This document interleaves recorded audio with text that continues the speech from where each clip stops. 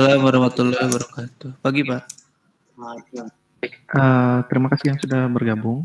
Sambil nunggu temannya, ada beberapa informasi yang ingin saya sampaikan terkait dengan pertemuan yang minggu lalu. Itu berkaitan dengan activity dan juga intent. Tolong diperhatikan dengan baik-baik. Kalau misalnya ada yang perlu dimengerti, boleh langsung ditanyakan saja setelah perkuliahan ini. Atau kalau misalnya ada yang kurang dimengerti juga boleh sekarang di awal ditanyakan saja. Itu yang pertama. Terus yang kedua, terkait dengan pertemuan, di sini berdasarkan informasi terbaru yang diambil dari akademik, dinyatakan bahwa pertemuan 5 dan 6 itu untuk semester ini digabungkan dalam satu minggu yang sama. Asumsinya, pertemuan 5 itu e-learning bisa bersifat tugas ataupun pembelajaran asinkronus. Rencananya di mata kuliah ini, pertemuan 5-nya akan saya isi dengan tugas. Gitu. Jadi di akhir pertemuan ini nanti kalian akan mendapatkan tugas. Untuk rincian detailnya nanti kalian bisa lihat juga di bagian tugas yang ada di e-learning. Tunggu saja dulu ya, nanti akan saya upload di sana.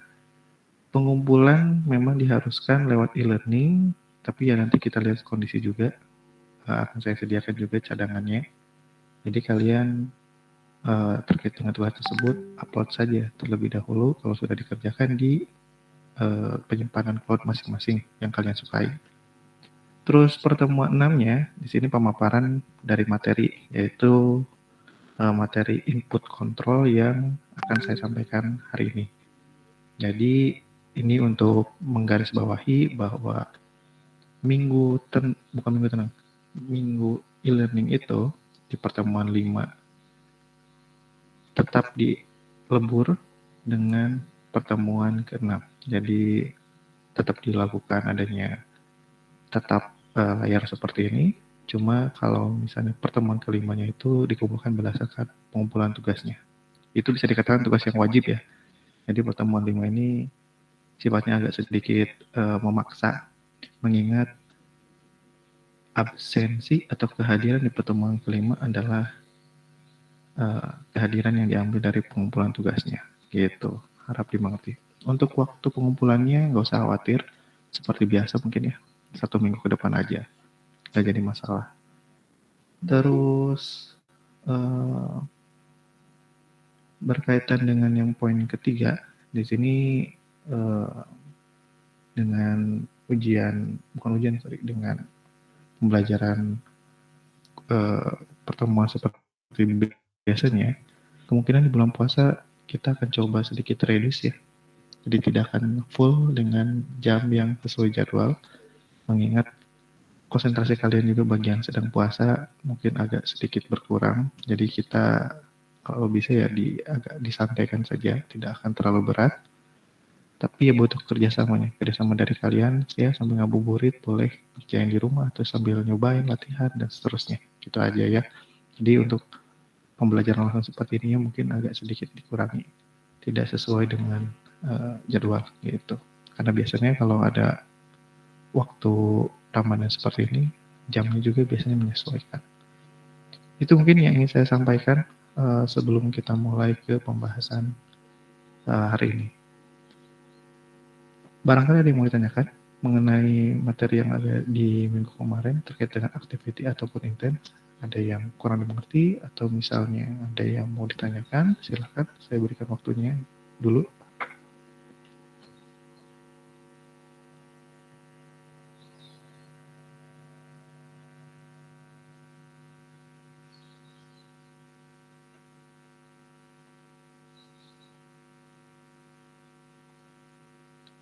Tidak ada ya? Oke. Kalau memang tidak ada, mudah-mudahan semuanya pada mengerti karena bukan kemungkinan ya, terkait dengan tugas yang akan disampaikan di hari ini itu erat kaitannya dengan pertemuan minggu kemarin dan juga pertemuan sekarang. Pertemuan minggu kemarin juga merupakan salah satu hal penting yang harus kalian kuasai dan harus kalian pahami. Karena kedepannya kita akan bermain dengan banyak activity dan juga banyak fragment. Gitu. Fragment adalah sub activity atau mini activity. Oke, kita lanjutkan saja. Di pertemuan hari ini, yang akan kita bahas adalah terkait user input control. Ini masih berkaitan dengan view. Cuma view di sini adalah view yang berfungsi sebagai penampung data yang diinputkan oleh user. Pembahasannya terkait apa saja? Ada interaksi user, ada yang namanya fokus juga, ada text input dan keyboard, radio button, checkbox, terus ada making choice, di situ ada dialog, spinner, ada picker, dan yang terakhir ada recognizing gesture.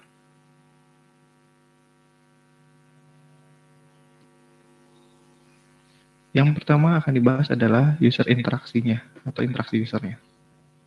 Seperti yang kita ketahui, ketika kita akan berinteraksi khususnya dengan sebuah aplikasi yang bersifat mobile di bagian Android, yang namanya interaksi itu adalah hal yang paling utama selain dari fitur.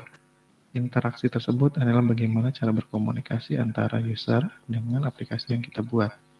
Bisa melakukan clicking, pressing, talking, typing, bahkan ada juga listening, tergantung dari jenis aplikasinya. Terus di situ berkaitan dengan input kontrolnya, ya bisa dikatakan clicking, pressing, talking, typing itu ya salah satu di bagian dari input control.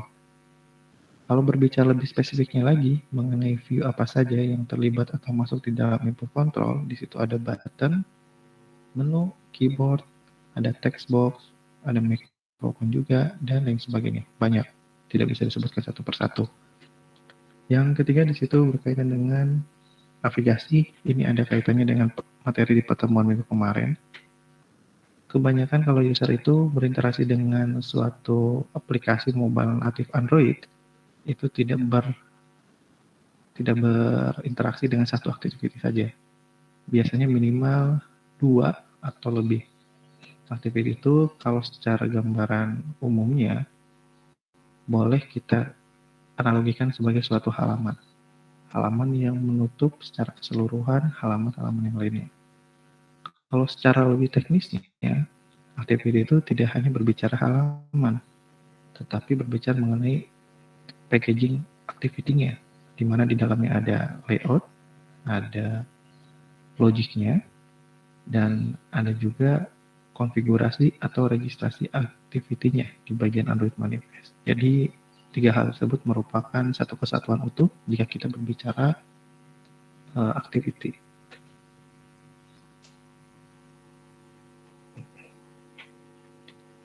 Di sini membahas mengenai user interaction design. Apa sih yang dibahasnya di sini? Atau maksudnya apa sih mengenai pembahasan yang ada di slide ini?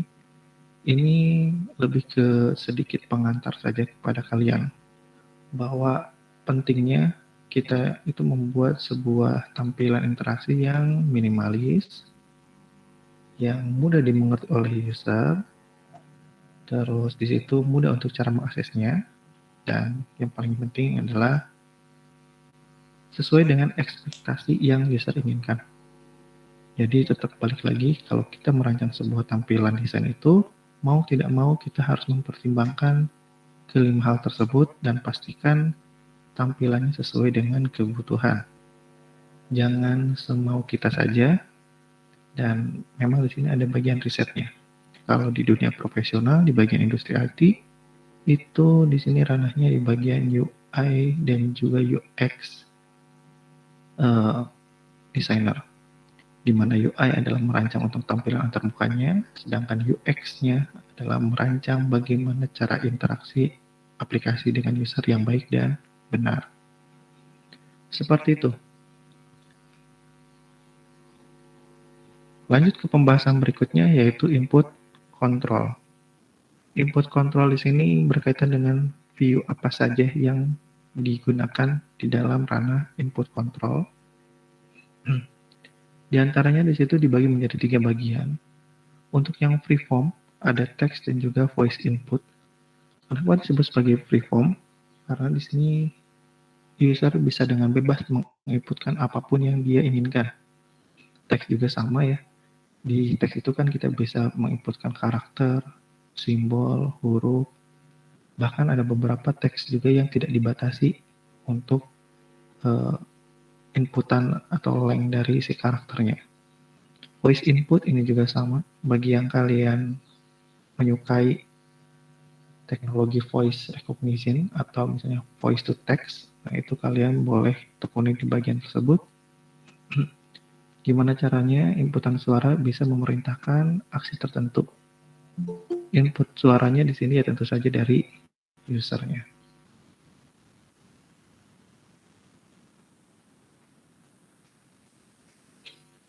Terus berkaitan dengan aksinya, di sini ada button, ada kontekstual menu, ada gestur, dan juga ada dialog.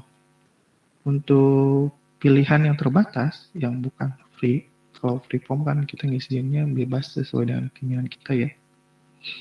Kalau inputan yang terbatas, ada picker, ada checkbox, audio button, toggle button, dan juga spinner.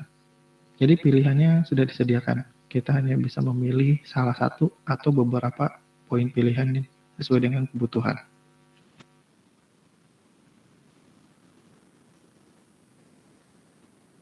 Berikutnya ini adalah contoh-contoh dari input control. Hanya beberapa sampel saja, ada 7 di situ. Mungkin yang paling aneh di sini yang menjadi ciri khas yang ada di mobile yaitu bagian yang ketiga, itu yang namanya seekbar. Biasanya digunakan untuk menampilkan fungsional mengatur kayak suara, kecerahan, ataupun misalnya lama durasi musik diputar. Nah, itu bisa menggunakan seekbar. Lebih tepatnya sih kalau untuk yang musik diputar itu menggunakan progress bar ya. Bukan hanya seekbar. Seekbar sih lebih ke pengaturan kayak suara, kecerahan, atau konfigurasi lainnya. Terus di situ ada poin 7 juga, yaitu yang namanya spinner. Mirip kayak combo box kalau di bahasa pemrograman lain, ataupun kalau di web ada select box.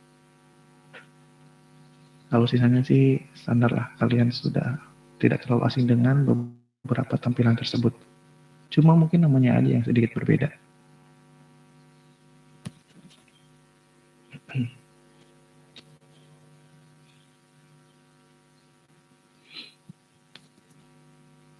Berikutnya berkaitan dengan dialog. Di sini ada beberapa dialog yang sering digunakan dalam pemrograman natif Android, yaitu diantaranya ada alert dialog, ada date picker, dan juga ada yang namanya time picker. Kenapa kok untuk yang date picker sama time pickernya nggak ada istilah dialog? Ya, kita juga nggak tahu kenapa, tapi yang pastinya konsepnya sama. Apa sih yang maksud dengan dialog? Dialog adalah sebuah tampilan yang ditampilkan di paling atas, lalu tampilan yang di bawahnya itu tidak bisa dioperasikan jika tampilan dialog tersebut masih muncul. Jadi memang fokusnya adalah berinteraksi dengan dialog yang muncul tersebut. Untuk konsep tampilannya dia kayak floating, langsung mengambang di atas, dan juga bisa menutup jika aksinya sudah selesai. Ketiga hal tersebut di sini merupakan sifat dari dialog, yaitu alert, picker, dan juga time picker. Dia konsepnya berupa dialog.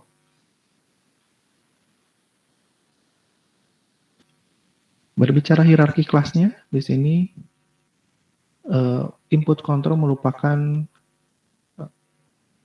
turunan dari bagian view.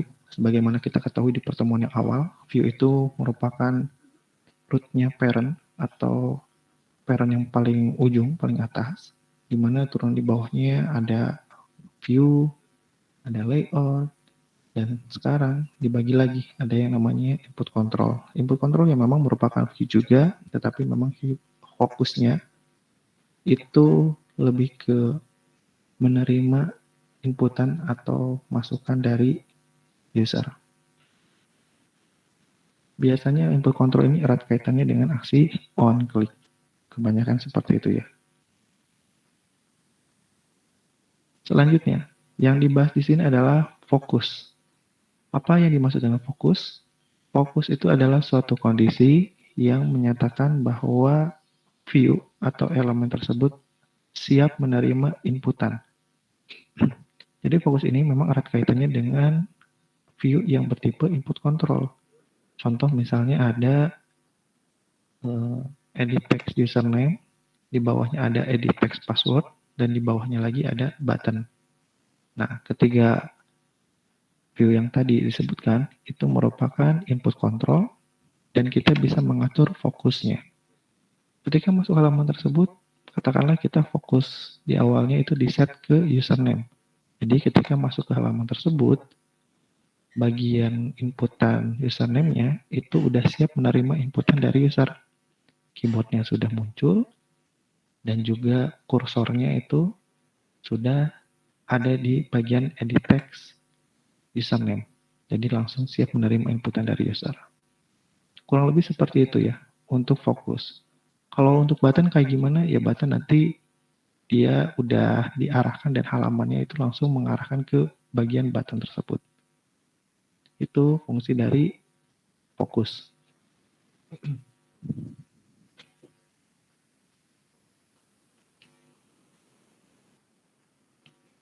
Perbedaannya kalau clickable dengan focusable itu apa? Kalau clickable itu lebih ke kondisi ketika view merespon dari aksi klik yang dilakukan oleh user, aksi klik atau aksi tap ya. Sedangkan focusable adalah kondisi di mana view tersebut ke-trigger untuk siap menerima inputan dari user. Yang tadi sudah dianalogikan ketika di text username difokuskan, maka keyboardnya sudah muncul, kursornya sudah ada di edit text-nya, dan user tinggal menginputkan nilai di dalam keyboardnya untuk dimasukkan ke dalam edit text. Seperti itu perbedaannya.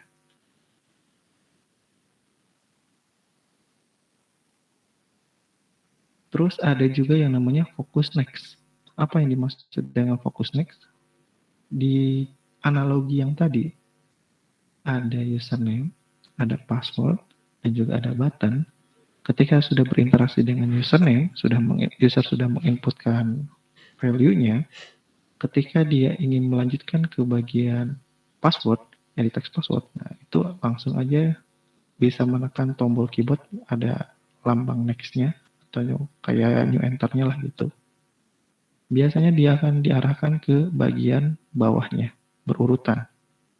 Itu yang dinamakan dengan focus next. Focus next ini bisa diatur. Jadi kalau misalnya jumlah inputannya lumayan panjang, lumayan banyak, itu kalau bisa ya diurutkan dari atas ke bawah atau dari kiri ke kanan. Ini secara general ya. Tapi mungkin kalau kalian bikin aplikasi yang disesuaikan di negara tertentu, misalnya di negara yang rumputnya Arab, nah di situ mungkin kalian bukan dari kiri ke kanan, tapi dari kanan ke kiri. Jadi disesuaikan dengan kebutuhan pangsa pasar dari usernya. Terus di sini bisa kita atur, bahkan sebetulnya bisa loncat ya, tapi yang memang tidak disarankan. Jadi harusnya kalau dari username langsung ke password dulu, baru ke button. Jangan langsung loncat ke button. Ini secara tidak langsung mempengaruhi dari experience user ketika berinteraksi dengan aplikasi kita.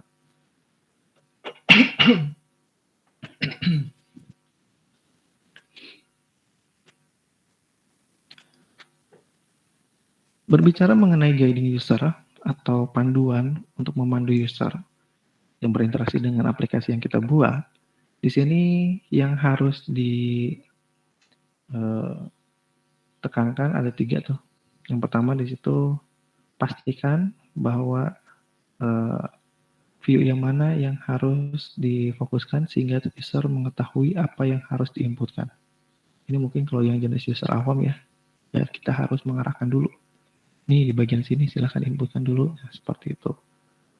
Terus poin yang kedua di situ mengindikasikan bahwa sebuah view bisa difokuskan akan membantu user untuk melakukan navigasi atau berpindah sesuai dengan flow yang ada di aplikasi kita. Jadi ini salah satu penekanan bahwa fokus itu penting loh, gitu. Dan juga di situ yang terakhir predictable dan logical atau ya istilahnya di situ bisa dimengerti, logis dan tidak ada surprise atau ya tidak ada hal yang aneh-aneh lah. Jadi memang sudah sesuai dengan flow normalnya saja. tidak perlu memberikan sebuah interaksi yang berlebihan.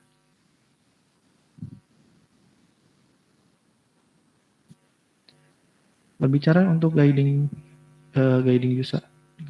fokusnya, di sini cara untuk mengarahkan dari satu elemen ke elemen yang lainnya atau ke view yang lainnya, di situ bisa ditambahkan X focus down, diarahkan ke ID view yang kita inginkan.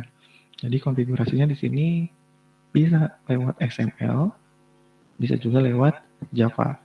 Mana yang paling sering? Kalau menurut saya sih karena tampilannya kebanyakan statik ya. Jadi di XML kalau menurut saya sih lebih disarankan. Kecuali kalau tampilannya formnya itu dinamis, kalian boleh bermain di bagian Java-nya. Untuk melakukan fokusnya, tinggal tambahkan saja di situ parameternya Android 2 focusable true. Jadi kalau udah kayak gitu, view tersebut bisa dinyatakan bahwa siap menerima inputan atau sedang fokusnya atau ya kondisi fokusnya sedang on atau sedang true. Kalau misalnya ada next atau di keyboardnya ada arahan untuk fokus berikutnya, itu diarahkannya ke bawah ya, berarti ini orientasinya vertikal dari atas ke bawah, langsung diarahkan dan tambahkan saja ID dari view berikutnya.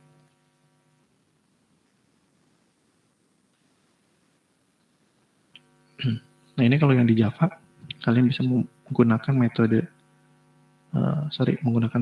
set focusable, request focus, set on focus change listener, dan juga on focus change. Set focusable ya hampir mirip kayak yang di XML tadi, cuma ini via Java-nya. Request focus ini juga sama, meminta fokus pada spesifik view yang kita inginkan. Set on focus change listener ini kayak listener atau mengecek perubahan fokus yang terjadi. Terus on focus change, nah kalau misalnya ada perubahan, apa yang harus dilakukan? Nah di situ bisa dimasukkan di dalam metode on focus change. Kalau misalnya kita mau memberikan aksi, kalau ada perubahan, jadi simpan langsung datanya. Ada yang seperti itu kan case-nya ya.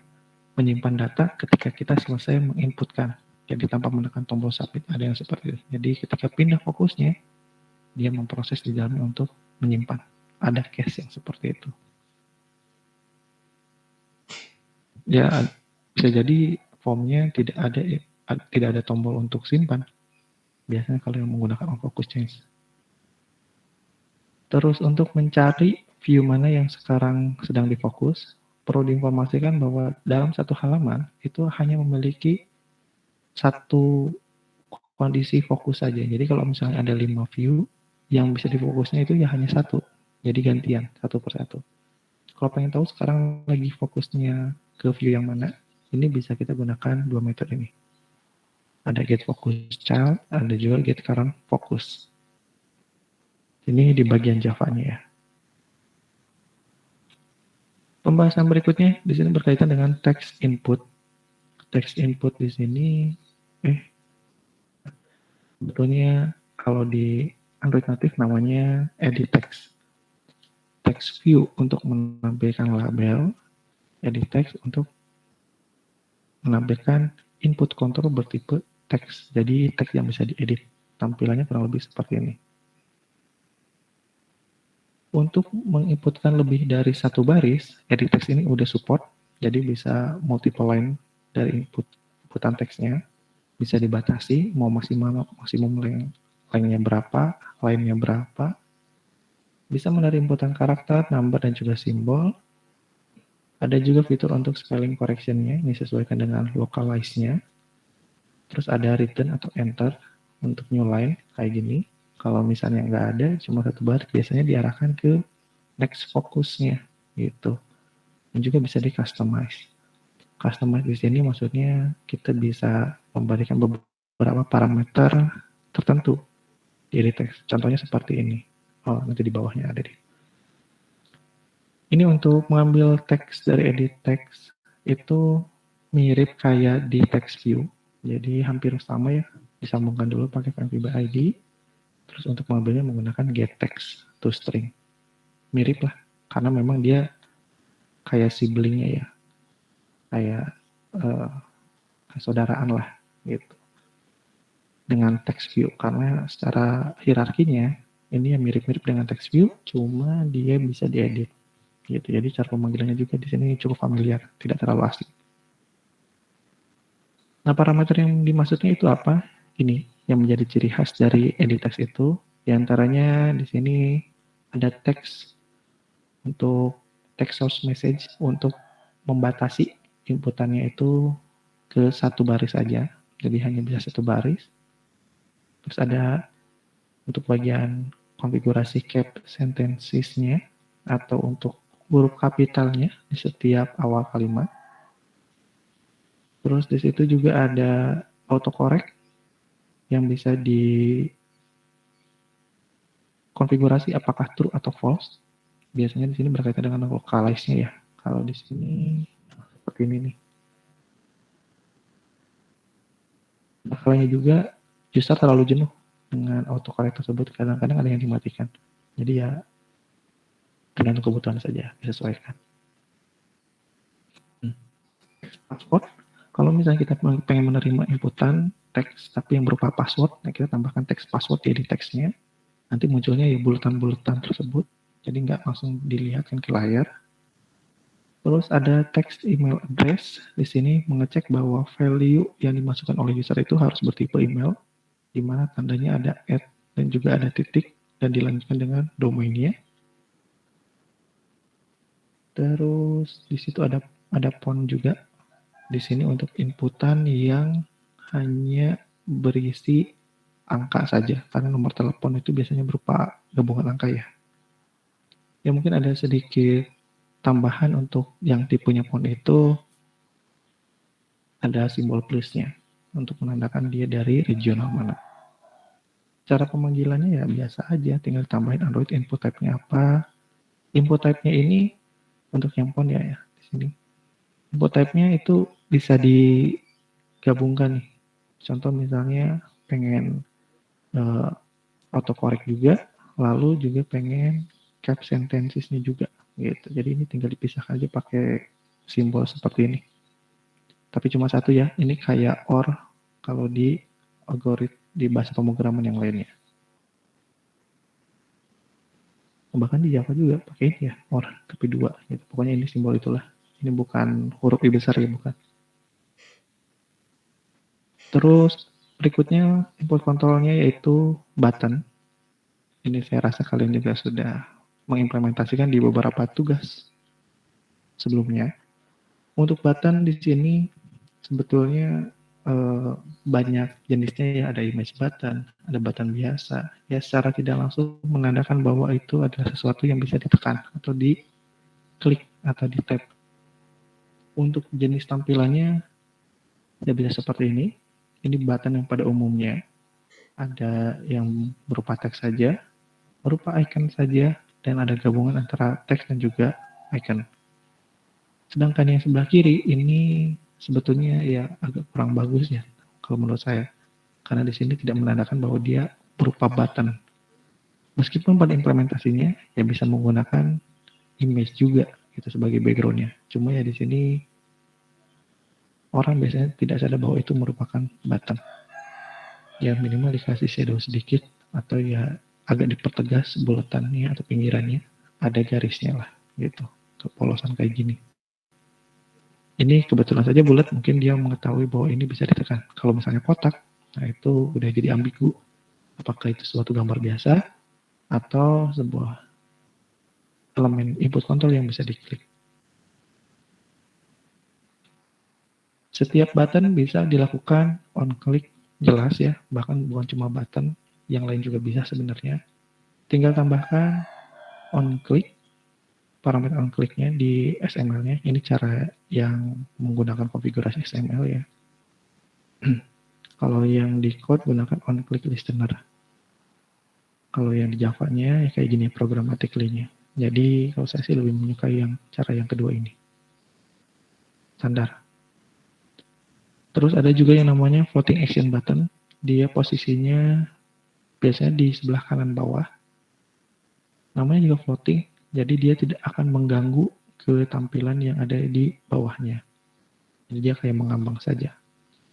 Kelebihannya ya dia cukup mencolok, memudahkan user untuk berinteraksi dengan button tersebut. Kekurangannya kadang-kala bagian yang paling bawah yang bersinggungan dengan si voting action button tersebut akan terganggu aksinya. Contoh misalnya ada list nih, katakanlah ada list yang paling bawah, terus kita pengen mengubah tombol option, mengubahnya ada di sebelah kanan juga, jadi dia akan tutup sama ini. Nah itu kan cukup merepotkan. Dipertimbangkan saja untuk tampilan voting action button tersebut. Pastikan di setiap halamannya tidak ada bagian yang bisa diakses atau diinteraksikan di pojok kanan bawah atau di sebelah kanan dari layar. Gitu. Pastikan di sini kosong. Kalau untuk menambahkan floating action button ini tidak bisa langsung. Kalian harus menambahkan library tambahan. Di sini menggunakan Android Support Library. Tapi kalau misalnya yang sekarang mungkin di sini bukan support library lagi, tapi menggunakan Android X ya. Ditambahkan di situ, baru bisa dipanggil si view floating action button-nya. Di dalamnya biasa standar ID, gravity, margin, terus kalau lebar sama tingginya biasanya udah ditentukan, jadi nggak usah khawatir. Tinggal tambahin source-nya aja untuk ikonnya mau icon apa. Ngomongin icon di sini juga kalian tidak usah khawatir karena di situ sudah disediakan oleh Android Studio dan sudah ada di dalam SDK yang tersimpan untuk versi yang masing-masing ya bisa berbeda kan ya. Ada yang udah menginstal yang versi yang terbaru, ada yang masih agak lama gitu ya. Pokoknya dia sudah tersedia gitu tergantung dengan versi SDK yang dikompil di Android Studio-nya. Ini kita akan coba tambahkan nanti ya sambil dipraktikkan saja. Button image asset. Jadi kalau kalian butuh yang namanya aset-aset kayak tombol play, tombol home, tombol back, yang kayak itu kalian bisa menggunakan yang sudah ada dengan cara bagian reviewable-nya. Di bagian image assetnya itu, di bagian reviewable-nya tinggal diklik kanan saja, terus pilih image asset, pilih action bar dan type item, dan nanti akan muncul semua clip art dari image yang sudah tersedia. Gitu, ini lumayan lengkap juga, jadi nggak usah pakai source eksternal lah. Cukup pakai ini juga udah bagus.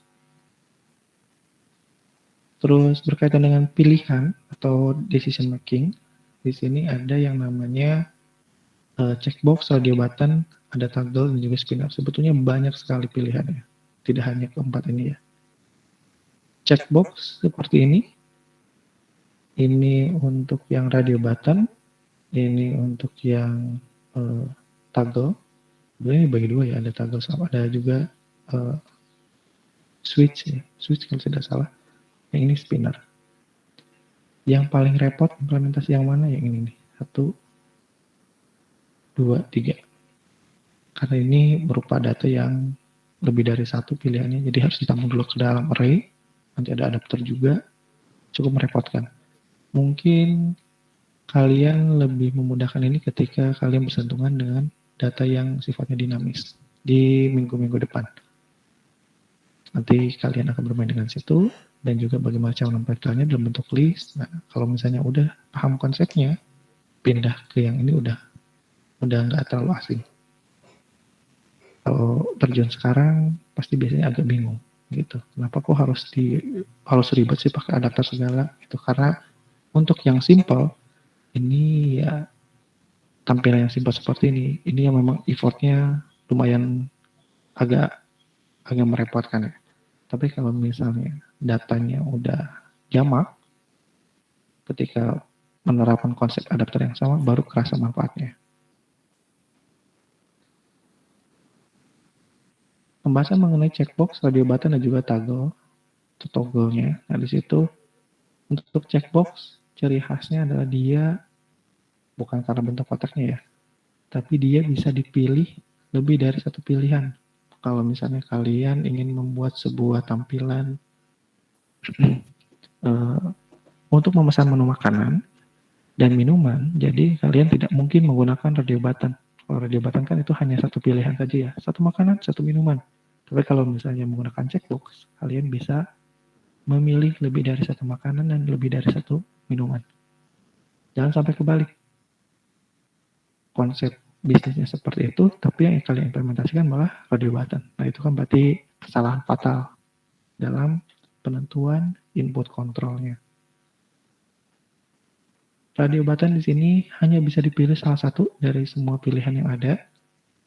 Misalnya untuk jenis kelamin, untuk jenjang pilihan pendidikan terakhir, ataupun menjawab soal pilihan ganda. Nah, biasanya kayak gini. Meskipun pilihan ganda ada yang beberapa yang harus memilih lebih dari satu ya, tapi kebanyakan sih pilih salah satu. Kalau untuk toggle button dan juga switch, di sini sama kayak radio button, cuma dia hanya dihadapkan terhadap dua pilihan saja. Dua exclusive state, biasanya on atau off. Biasanya ini untuk konfigurasi tertentu yang menyatakan bahwa itu sedang dijalankan atau tidak.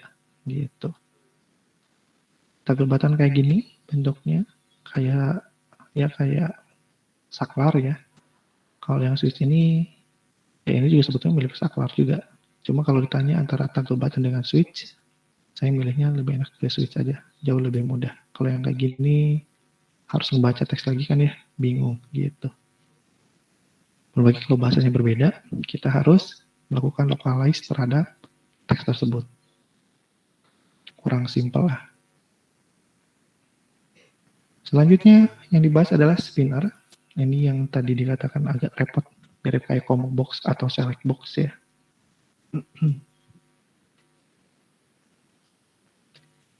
Pada konsepnya dia berupa klik yang nanti di bawahnya ada drop down dari value yang sudah disediakan. Ya kurang lebih seperti ini. Ini home-nya itu untuk yang di bagian sininya ya. Nih bagian sininya, bukan ini.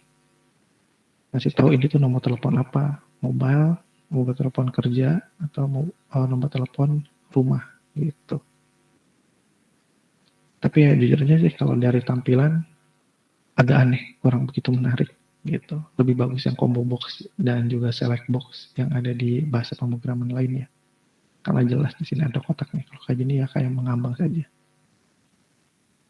Terus di sini cara implementasinya ada 6 tahapan. Nah, ya, tahapannya lumayan panjang juga ya. Kalian boleh abaikan dulu lah yang bagian spinner. Ketika di minggu depan atau minggu berikutnya membahas mengenai data yang dinamis, menyampaikan dalam bentuk list, kalian mungkin akan jauh lebih paham bagaimana konsep dari spinner itu sendiri. Karena di sini mirip-mirip ya. Ibaratnya di sini ada 1, 2, 3, 4 data atau 4 array yang nantinya akan dipanggil dan harus membutuhkan adapter terlebih dahulu.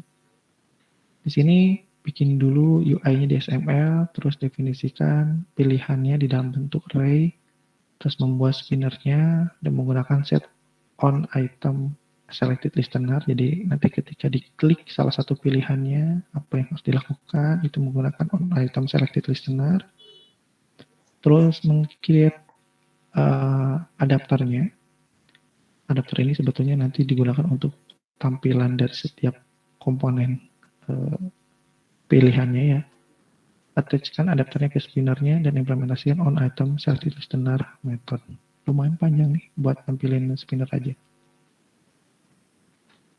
Yang pertama ini create spinnernya bikin kayak gini dulu DSM-nya di halaman yang diinginkan.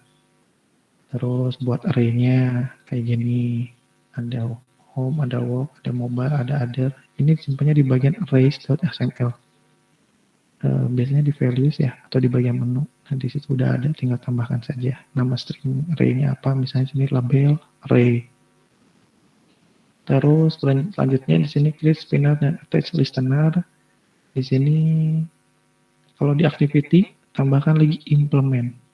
Jadi nggak cukup sampai action complete activity aja.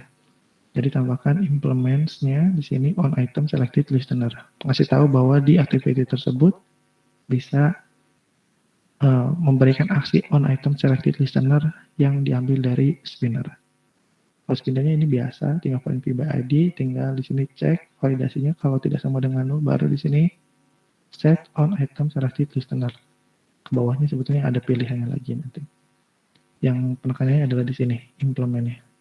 Jadi kalau secara hierarki kelasnya ini tuh kayak main activity itu childnya, ini parentnya, ini juga parentnya, ini anaknya, ini ibunya, ini ibu tirinya gitu. Jadi di Java itu dia bisa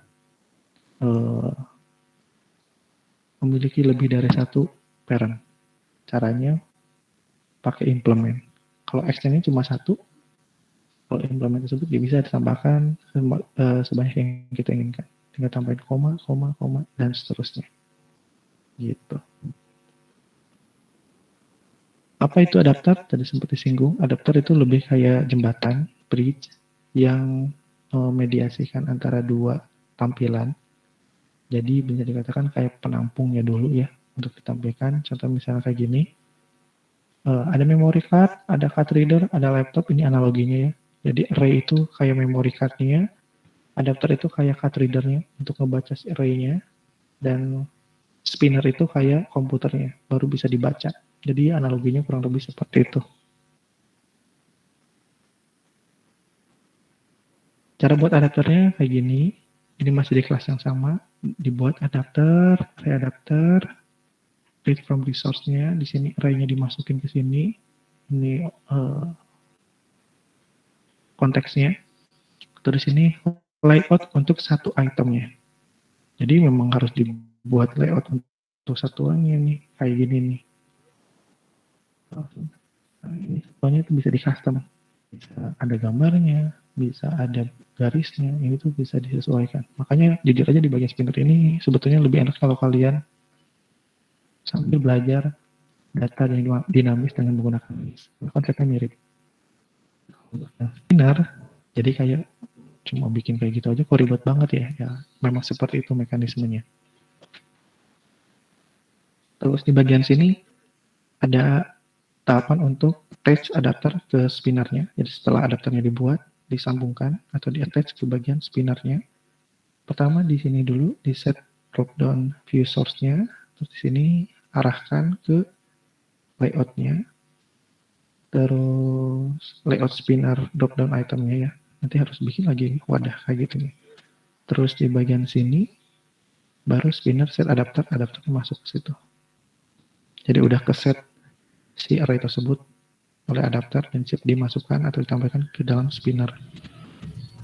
Untuk on click-nya, di sini kalian tambahkan metode public void on item. On item selected. Ini hanya bisa dipanggil jika kalian sudah menuliskan implement on item selected listener. Jadi kalau nggak ada ini nggak akan bisa kepanggil. Isinya kayak gini. Di sini spinner itemnya, ambil teksnya. Caranya adapter view, ambil dari sini, kita item position, posisi apa, to string, baru masuk sini. Bebas sih, mau ngapain aja di sini. Mau set data, nyimpan ke database, atau ngapain ya. Ini tinggal disesuaikan dengan logika kita. Kalau nggak ada yang dipilih juga bisa dilakukan di sini. On nothing selected, di sini disimpannya. Itu yang berkaitan dengan spinner. Jadi lumayan panjang ya. Nanti akan saya skip aja dulu. Tidak akan dipraktekkan, takutnya kalian terlalu bingung. Saran saya sih dicoba dulu di rumah aja, secara mandiri. Nanti kalau misalnya ada yang kurang dimengerti, boleh ditanyakan lagi di pertemuan berikutnya. Terus berikutnya di sini membahas mengenai dialog. Sebagaimana yang tadi sudah disebutkan, dialog tersebut berkaitan dengan sebuah tampilan yang sifatnya floating. Dan juga biasanya di situ ada inputan tertentu atau aksi tertentu yang perlu perhatikan paling utama di layar oleh user. Di sini ada time picker dialog, date picker dialog, ada alert dialog. Nah, alert dialog juga banyak ya. Bisa bentuknya notifikasi kayak gini. Bisa juga kita custom ada beberapa pilihan. Bisa berupa validasi. Bisa juga untuk menampilkan pilihan aksi seperti ini. Ya, ini hampir mirip sih sebenarnya. Cuma yang di sini menggunakan checkbox, yang di sini enggak. Gitu aja. Semuanya memiliki cara pemanggilan yang berbeda.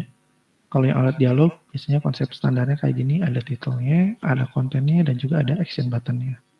Untuk action button di sini biasanya 2. Tapi sebetulnya secara konsep itu ada 3. Ada positif, ada negatif, dan juga ada netral.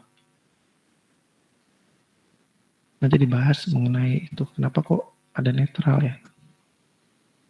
Terus untuk cara buat alat dialog, di sini kita menggunakan alat dialog builder.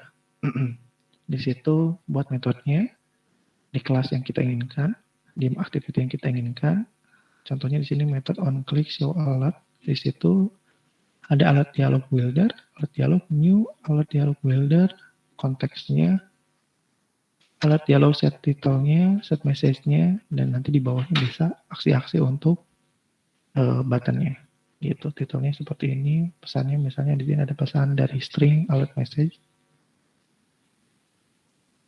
Nah, untuk button-nya di sini jadi 3 tadi yang sudah saya sebutkan, ada positif, ada netral, dan juga ada negatif.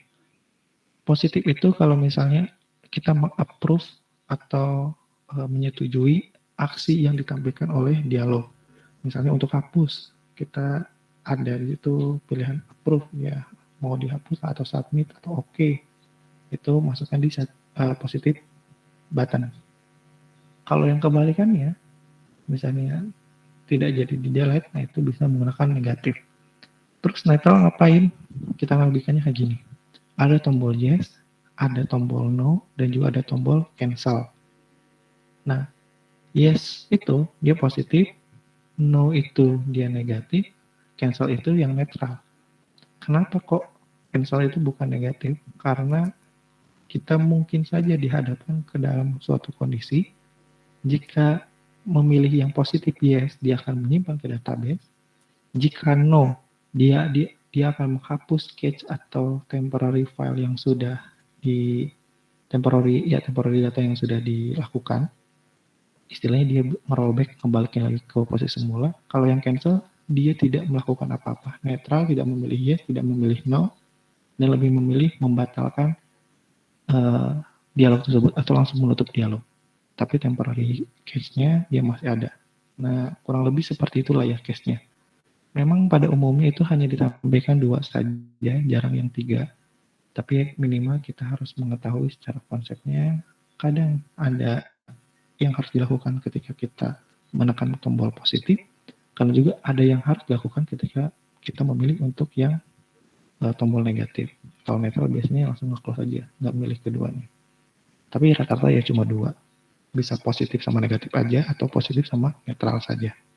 Tergantung kalian sukanya seperti apa. Untuk menampilkan positif button-nya, ini tinggal di bagian ya, tinggal aja. Codingan untuk dialognya kayak gini, set positif button-nya, oke, ini nama teksnya. Terus new dialog interface-nya, on click listener biasa, nanti di sini ada aksi kliknya. Kalau untuk yang negatif biasanya aksinya langsung close ya, atau finish. Berikutnya picker. Nah, ini dialog juga sebenarnya, tapi kalau yang di sini lebih ke mengambil data dengan tipe tertentu. Di antaranya ada date picker, ada time picker. Date picker untuk menampilkan pilihan tanggal, time picker untuk satuan waktu, yaitu jam, ada menit, bahkan di sini ada indikasi untuk AM atau PM-nya. Kita nggak usah repot bikin kayak gini, kita tinggal panggil sesuai dengan date picker dan time picker yang sudah tersedia di smartphone kalian masing-masing atau smartphone kita masing-masing. Tampilannya ini akan disesuaikan dengan tampilan versi dari Android-nya. Jadi codingannya mungkin sama, tetapi ketika digunakan di versi yang berbeda, itu pasti saja ada perbedaan tampilan dari date picker dan juga time picker-nya. Ini bisa dikatakan jadi ciri khas yang ada di Android. Bisa positif, bisa juga negatif mengenai tampilan tersebut. Positifnya ya kita tidak perlu repot untuk membuat sebuah tampilan agar semua versi Android yang di-handle itu memiliki tampilan picker yang sama. Jadi picker dan time picker-nya tersendiri. Kekurangannya ya secara tampilan mungkin ya jadi nggak konsisten. beda-beda gitu. Kalau mau bikin dokumentasi penggunaan aplikasi, ya mungkin di situ agak berbeda, kok tampilan saya nggak kayak gitu ya, kok tampilan saya kayak gini. Nah itu. Ini kalau kita bandingkan dengan konsep yang ada di iOS, nah iOS ini agak sedikit berbeda. Kalau iOS itu agak strict. Jadi kalau misalnya yang lama, dia selalu mendapatkan update yang terbaru kan ya. Kecuali kalau handphone-handphone yang udah terlalu lama lah. Jadi katakan kalau ya di iOS, kalau misalnya dia tidak mendapatkan update yang terbaru, iOS yang terbaru, versi yang terbaru, ya bisa dikatakan HP tersebut ya udah mati atau siap ditinggalkan. Kalau di Android ini agak berbeda. Ada yang udah nggak dapat update, tapi secara powerful atau secara penggunaan dia masih lumayan ada sampai 5 tahunnya lah gitu. Jadi nggak langsung mati. Nah itu perbedaannya sih. Di satu sisi ya mungkin bisa seragam, tapi di satu sisi juga tidak bisa membantu jika hardware-nya udah mentok atau hardware-nya terbatas. Jadi itu kelebihan dan kekurangannya atau dilema di dalam pemrograman Android. Ada nggak satu tampilan yang bisa semuanya sama? Saya pengennya seperti itu. Mungkin lebih tepatnya kalian bisa ada dua pilihan nih. Yang pertama, pilihan yang paling mudah, kalian menggunakan custom date picker dan juga time picker. Kalian bikin sendiri. Atau menggunakan library yang sudah ada, yang memastikan bahwa tampilannya akan konsisten. Yang kedua, ini yang lebih repot lagi, ya kalian ganti bahasa pemrogramannya. Jangan mengikuti native-nya. Menggunakan yang hybrid. Kalau hybrid, ya nanti semua tampilannya sama. Codingannya sama juga. Gitu. Bahkan bisa cross platform juga. Untuk iOS juga bisa. Gitu. Cuma perlu dipertimbangkan, iOS juga memiliki tampilan yang standarnya tersendiri. Jadi kalau misalnya kalian membuat terlalu aneh tampilannya, ya siap-siap aja aplikasinya tidak bisa rilis di App Store. Intinya ya ada berbagai pertimbangan lah. Di hybrid juga ada tantangannya tersendiri untuk mengikuti natifnya masing-masing. Jadi ya kurang lebih seperti itu dilema di pemrograman mobile ini. Mau pakai natif ada keterbatasan, kalau misalnya mau pakai hybrid sama juga gitu. Pada dasarnya di sini ya kalian berusaha mengerti mengenai standar dari natif masing-masing, ada guidance-nya, terus kalian coba ikuti dan terapkan, gitu aja. Kalau udah kayak gitu sih dijamin aman dan mau bahasa natif apapun kalian pasti bisa melaluinya dengan mudah.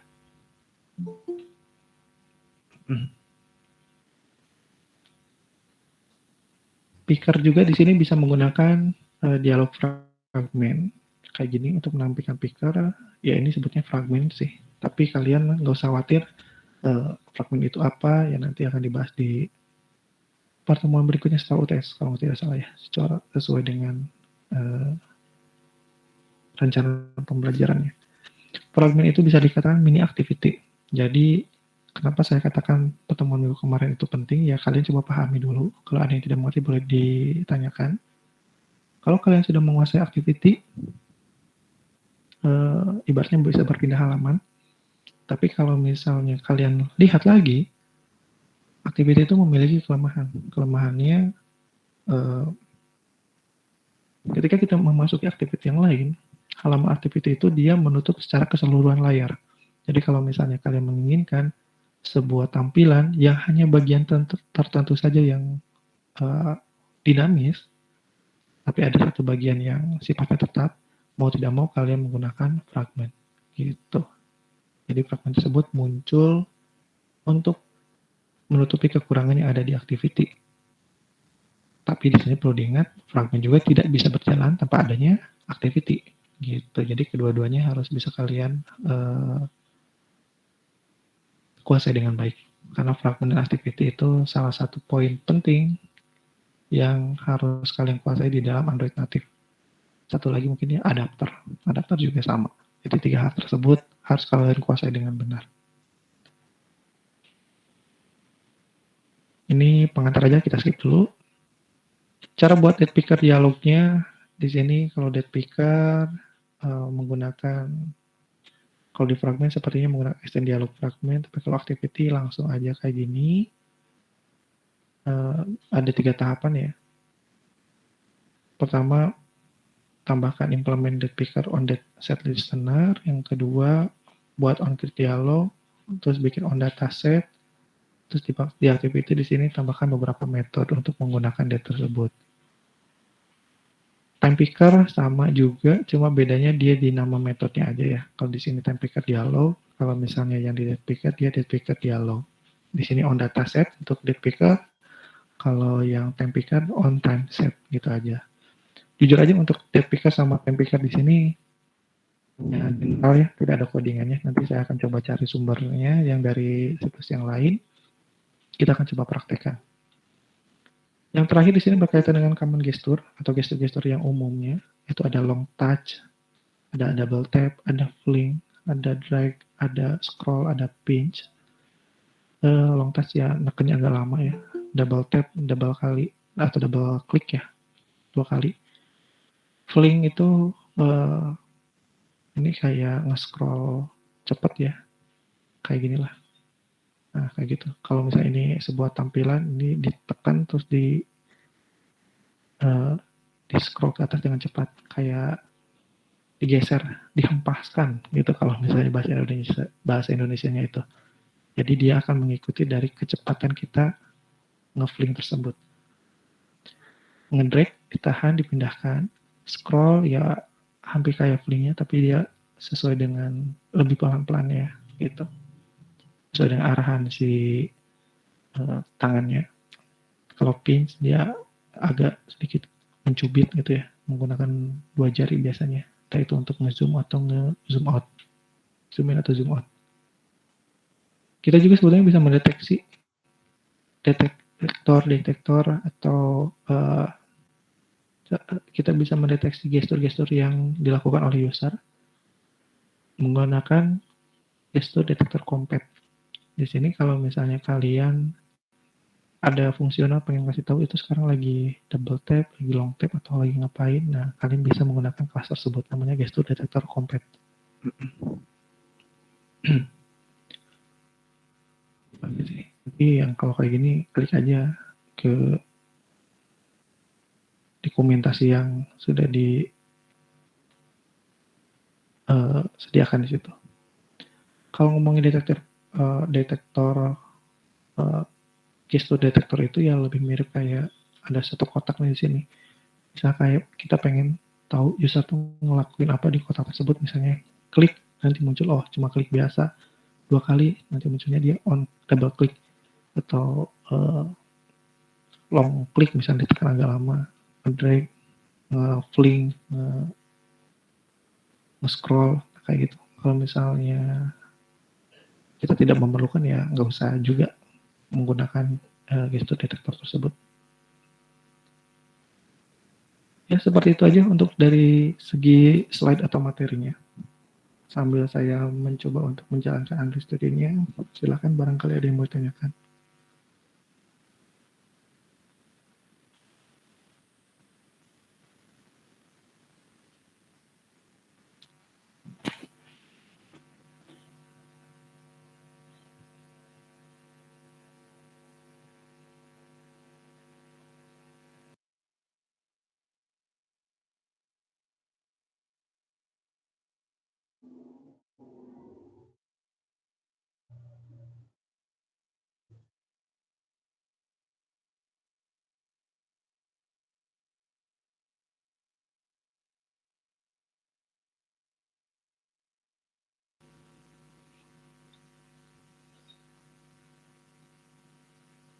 Oke, kalau misalnya tidak ada, kita lanjutkan ke bagian praktek pemrograman saja. Nanti kalian bisa coba di rumah. False close itu biasanya karena apa ya? Waktu itu saya pakai floating. Ini ada pertanyaan dari Ezra John Freddy Pakpahan. Permisi Pak, kalau false close itu biasanya karena apa ya? Waktu itu saya pakai floating, tapi false close Pak saat dihapus node-nya. Mulai lancar lagi. Banyak faktor kalau false close itu. Yang pertama bisa ada variabel yang dipanggil atau disambungkan tetapi dia tidak dikenal. Biasanya seperti itu. Terus yang kedua, karena di sini menggunakan floating action button ya, pastikan import Gradle-nya atau tambahan library untuk menggunakan floating action button-nya itu tersedia dengan baik. Karena kalau misalnya kita mau manggil floating action button, tapi kita nggak nambahin import di build Gradle-nya, ya nanti floating action button-nya tidak dikenali. Itu juga bisa langsung force close gitu. Sebentar ya, kita coba tunjukkan yang tadi ada di slide. Force close, force close. Nah, lihat kan tahapan di sini ya. Untuk nambahin yang kayak gini tuh, pertama kita harus tambahin di sini untuk library tambahannya. Ada Android X mungkin ya, yang ikutin yang di sini. Cari yang terbaru aja. Terus ini juga harus yang sesuai. Kalau ini udah terbaca dengan baik dan tidak error di bagian XML-nya, berarti importnya udah sempurna. Nah, paling nanti dilihat lagi di bagian on click di floating action button-nya. Posisinya apakah sudah pas, sudah sesuai atau belum. Posisi di sini maksudnya penempatan code-nya. Jadi memang ada beberapa code yang membutuhkan metode lagi dan posisinya itu harus sesuai atau sejajar dengan metode on create. Ada yang seperti itu. Jadi banyak faktor sebetulnya Ezra tidak bisa saya tentukan alasan-alasannya karena apa. Jadi ya saya memberikan beberapa kemungkinan kesalahannya saja. Mungkin kalau misalnya Ezra tidak keberatan, jika ada permasalahan kayak gini, kita share langsung aja ke teman-temannya juga. Pak, ini errornya apa? Nanti kita lihat. Oh ya, ini error di locate-nya seperti ini.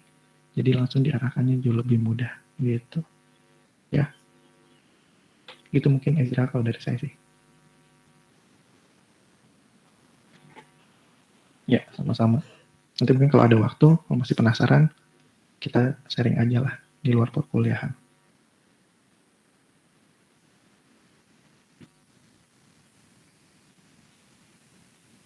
Oke, balik lagi ke sini. Kita buat project baru.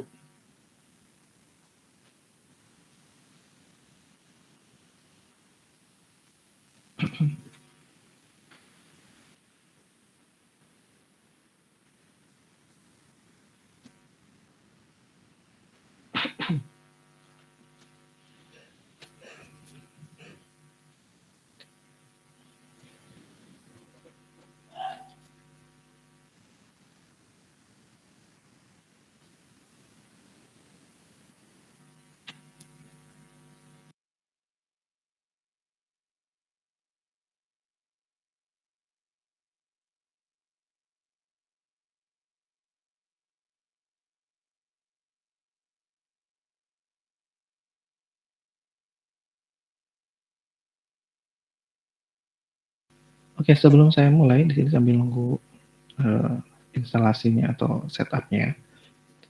Ini saya ambil codingan dari dua source yang berbeda. Kita coba implementasikan date picker aja ya mungkin ya, agak sedikit berbeda. Kalau edit text mungkin terlalu biasa. Kita coba menggunakan yang date picker. Nah di sini saya mengacu dari dua slide atau dua situs yang berbeda. Sebentar, coba tampilkan. Yang pertama dari tutorial point, mungkin kalian sudah familiar dengan tutorial point ya. Waktu itu saya lupa nih, apakah sudah memberikan link ini atau belum ya ke kalian. Tapi kalian kunjungi aja nih tutorial points ini. Di sini lengkap sekali dan meskipun di sini updatean codingannya ini udah lumayan jadul, mungkin ada beberapa yang ada beberapa yang deprecated, tapi masih bisa dijalankan dan kalian tinggal nyari aja updatean dari yang deprecated tersebut digantinya yang terbaru menjadi apa gitu. Ini lumayan lengkap, mulai dari web view layout, SQLite, sensor, SDK, screencast, NFC, Android PHP dengan SQL gimana koneksinya, localization, banyak lah, lengkap banget. Jadi bukan lengkap ya, lumayan lah gitu. Gratis juga, nanti kalian bisa kunjungi aja situs tersebut. Nanti ininya saya coba tautkan ke grup kalian deh. Ini yang pertama menggunakan date picker dengan pendekatan pertama di sini date pickernya langsung aja ke bagian code mungkin ya. Nah ini yang dimaksud dengan tampilannya bisa berubah-ubah tergantung versi Androidnya gitu. Ya mungkin ada yang seperti ini, dulu ada yang pernah ngalamin gitu. Kalau ada yang ngalamin berarti ya kita cukup beruntung bisa bisa bertemu dengan tampilan setDate yang seperti ini.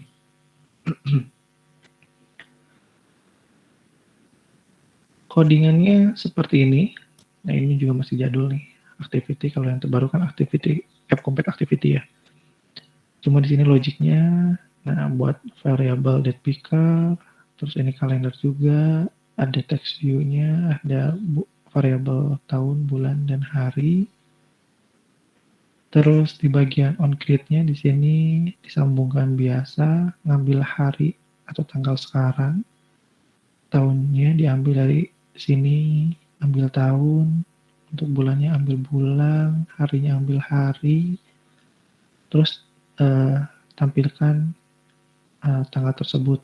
Di sini pakai metode showDate, ada tahun, bulannya plus 1. Ya juga kalian coba boleh riset nih, kenapa kok untuk yang day of month ini dia harus plus 1 agar sesuai. Kalau misalnya nggak plus 1, kenapa jadi 1 bulan ke belakang? Kalian boleh cari deh kalau penasaran. Terus di sini tanggalnya tanggal berapa. Berikutnya di sini bikin onCreate dialog. Ini overriding. Jadi sejajar dengan metode onCreate-nya. Ini juga sejajar ya setDate ini. Yang setDate dulu deh. Di sini show dialog. Nah ini penting untuk memberikan ID bahwa itu ID dialog yang mana. Satu halaman bisa menampilkan lebih dari satu dialog, tapi pastikan dialog tersebut memiliki ID yang berbeda. Di sini show dialognya 999, terus di sini menampilkan toast juga. Ini kalender mungkin ya, teksnya lah di bagian toastnya muncul. Terus di bagian show dialog itu dia akan dibaca di bagian method onCreate dialog ini. Ini otomatis juga overriding, disimpan di sejajar dengan onCreate. Dia akan mengecek ID dialog yang muncul. Kalau kayak gini kan ini udah di set 999. Di sini pakai pengecekan. Jika ID-nya 999, maka dia akan mengembalikan sebuah date picker dialog, menampilkan date picker-nya. Ini sebenarnya codingan untuk menampilkan date picker-nya tuh. Diambil dari my date listener, terus ada tahun, bulan, dan juga tanggal. My date listener ini apa? Ini adalah variabel ini yang diambil dari date picker dialog lagi. Di sini untuk ininya menampilkan date picker yang baru. Jadi ketika dipilih tanggal, dia akan ngeset ke bagian teks yang ada di date view-nya. Ini date view juga agak bingung ya, makanya di sini variabelnya tuh nggak sesuai. Date view itu apa? Date view itu sebetulnya text view. Nah, gitu bisa dilihat di sini kan. Cuma ini tampilan di teksnya, dia formatnya pakai string builder, ada hari, garis miring, bulan, garis miring, tahun. Kalau tampilannya sederhananya dia ada button untuk memanggil setDate-nya di sini. Terus di sini ada text view untuk teksnya, ada text view 2, ada text view 3 yang untuk menampilkan ininya paling apa namanya ID tanggal bulan tahun seperti itu. Tapi kalau dilihat dari sini text view-nya belum kepake.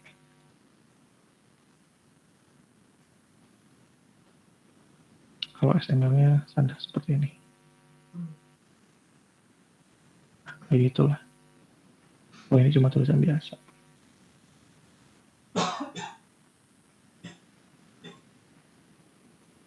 Oke, kita akan coba yang pertama ini dulu.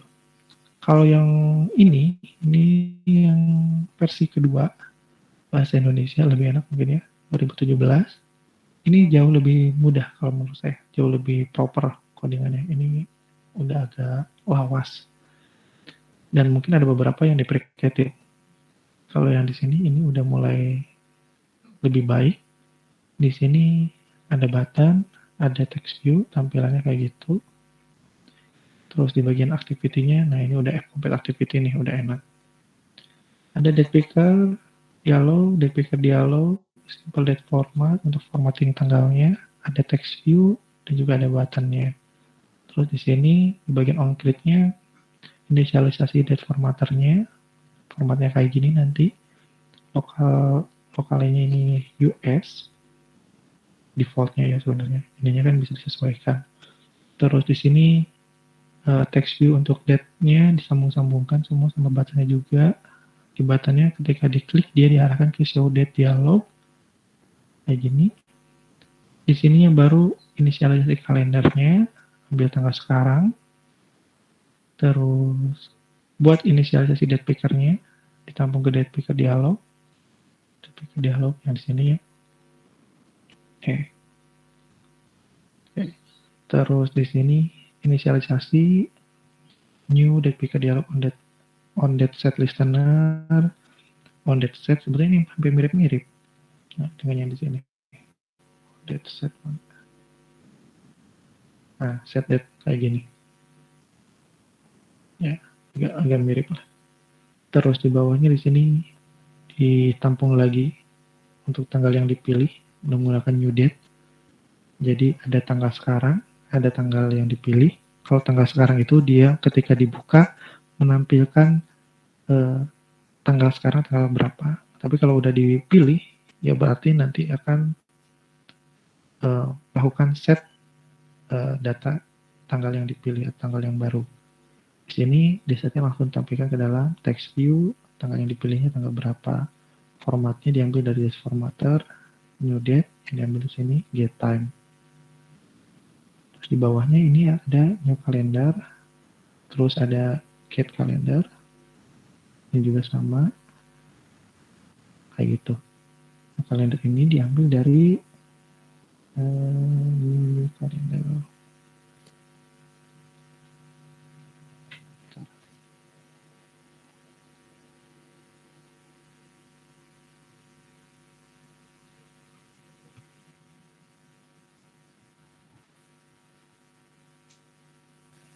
Oh, dari sini.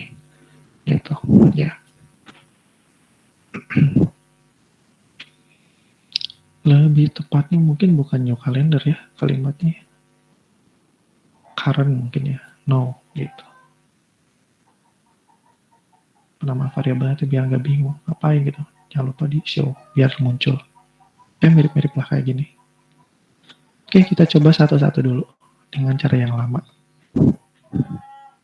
Ini saya pinggirkan dulu aja ya. Nanti kalian bisa fokus dulu ke ya biar jadi contekan saya juga sih di sini. Kita buat kayak gini aja.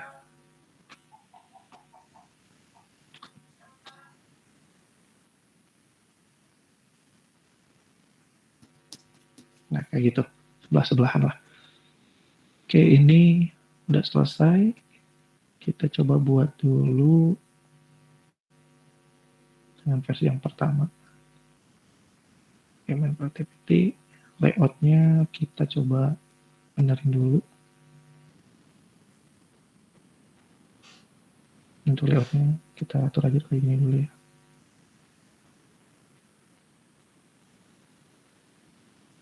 Ya kita buat button sama teksnya dulu.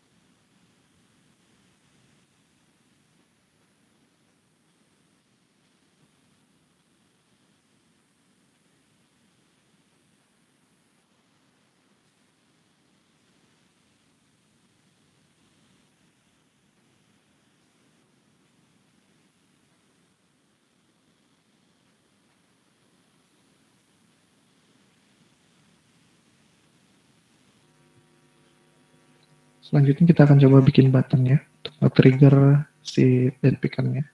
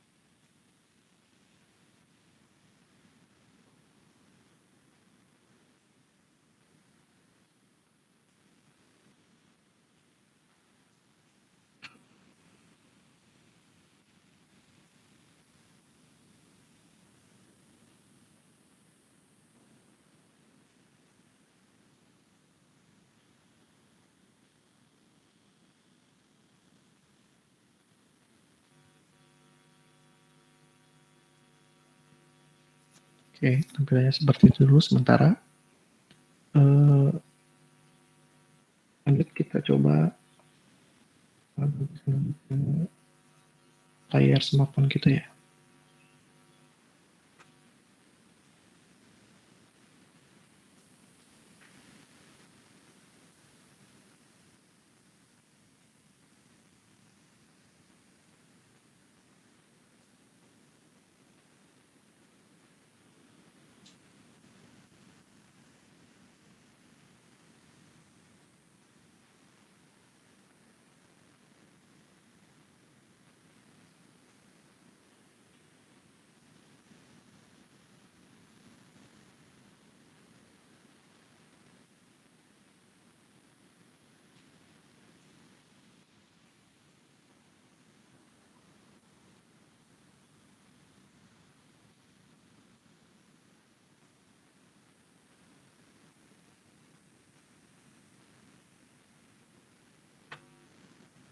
Oke, sebentar, ada sedikit kendala teknis.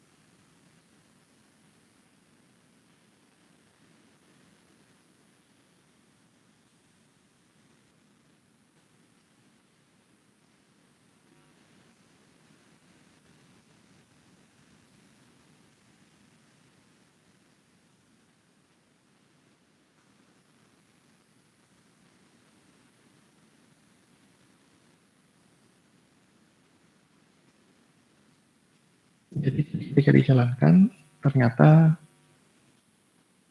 emulatornya itu jadi ngejalaninnya ke emulator yang di sini. Padahal harusnya ke smartphone-nya. Jadi ada yang nyangkut. Sementara saya coba benerin dulu ya.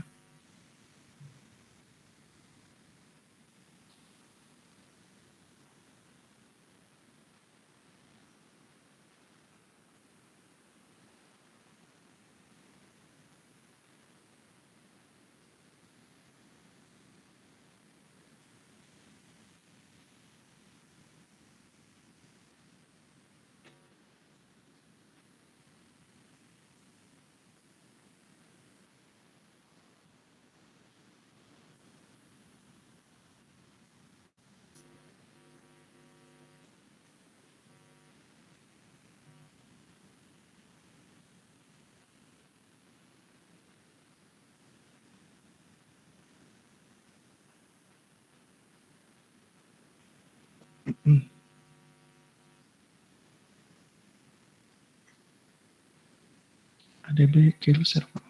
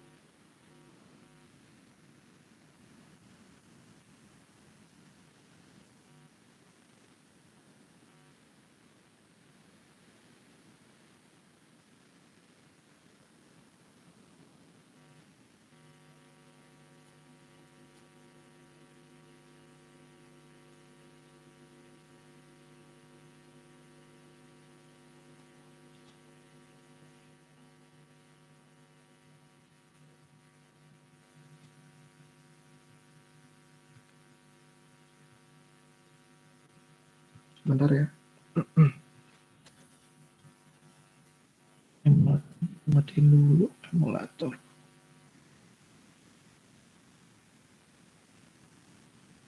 Oh ini.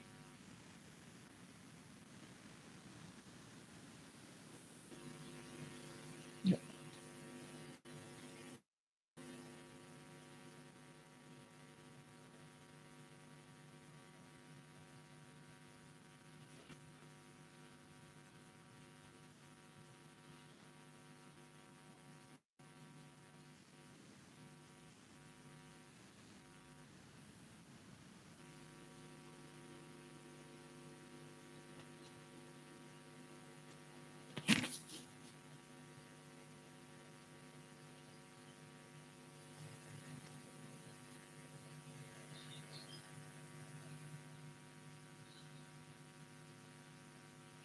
Ini kita coba reset dulu aja di projectnya ya.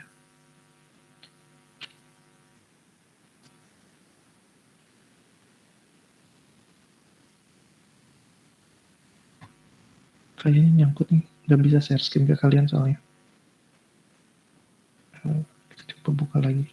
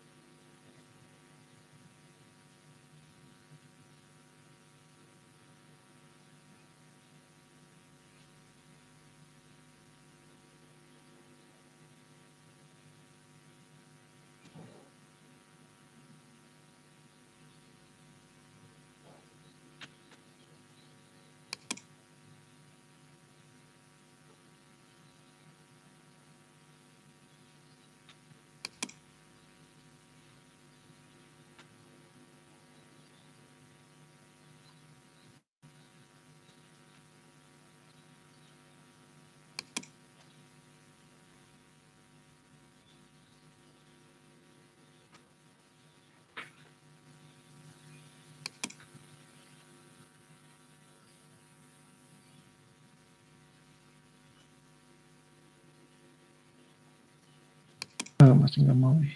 Ntar kenapa ya?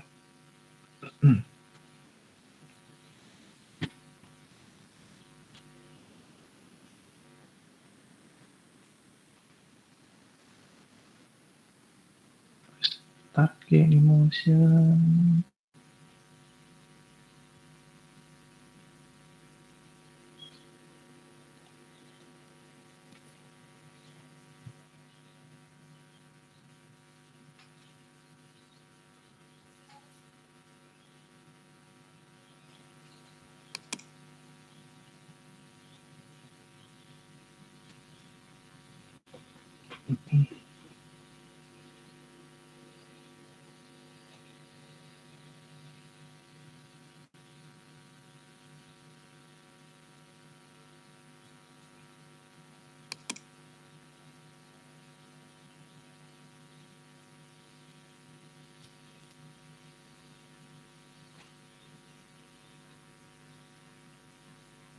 Oke, sebentar.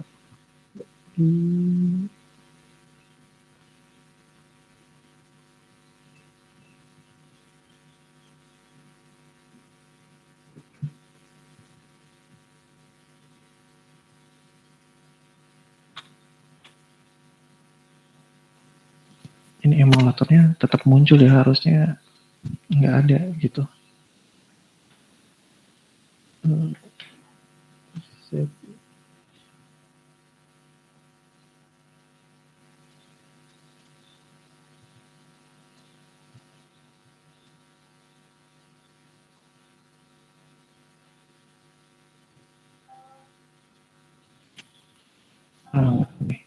Ini emulatornya tiba-tiba jalan aja terus. Padahal di sini ini muncul ya.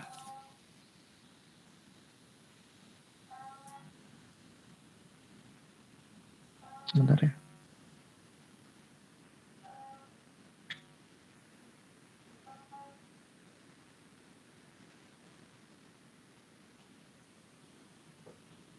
Ya, salah ngeklik lagi.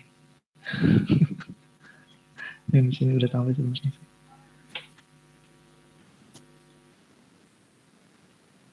Oke, bisa. Ini monitornya.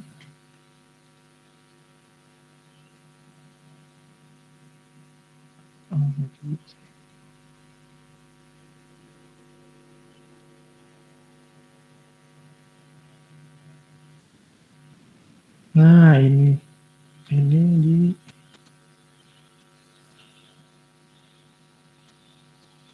di waktu atau di alat juga.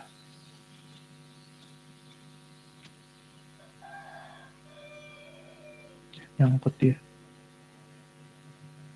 Coba. Nah, oke. Nah, ini harusnya udah mati ya. Jadi nggak tahu kenapa di sini tiba-tiba error terus. Ini yang tadi saya coba cari. Kalau menjalankan dua Android, satu di smartphone, satu lagi di emulator. Tadi emulatornya nggak sengaja keklik kayaknya. Ketika pencet run, terus di sini device fisiknya tiba-tiba mati. Si kabelnya tuh nggak nyambung atau kegoyang atau kegeser. Dia larinya ngejalanin di emulator, terus emulatornya langsung di terminate, tapi ternyata dia tetap kebaca masih aktif. Solusinya harus di restart dulu biasanya, karena udah ngoprek-ngoprek di smartphone Android, di USB debugging kayak gitu tetap nggak bisa, jadi nyangkut. Kalau menggunakan XRCP ya ininya langsung diarahkan ke ID device-nya aja, jangan ke yang di sini. Gitu. Tadi error tuh karena maksa ke sini terus, nggak mau ke sini. Jadi caranya pakai ini, SCP min S ke device yang diinginkan, ini yang smartphone fisiknya. Kalau emulator ini nyangkut, tadi nge-delete juga dia nggak mau kan ya, emang harus di reset dulu sih. Ada case yang nyangkut, permasalahannya di emulator gitu. Oke, ini task manager tutup dulu, kita coba running deh, mudah-mudahan jalan.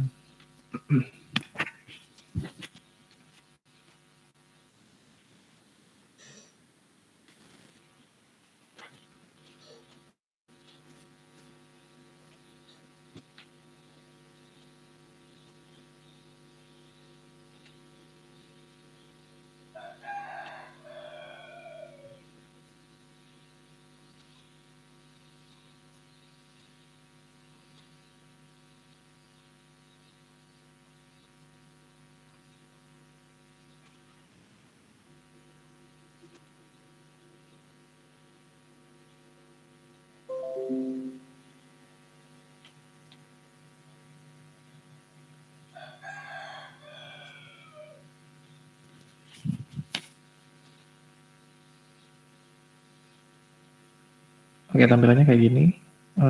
Kita coba sambungkan saja, mungkin saya percepat dikit ya. Kayaknya kita coba demokan yang ini dulu. Nanti yang ini kalian bisa coba di rumah. Yang menggunakan pendekatan yang kedua, yang lebih simpel. Saya coba pakai cara yang jadul dulu. Di sini di parsing diambil dulu date picker, kalender. Oke, kita buat dulu variabelnya. Langsung sebelahan aja, biar enak.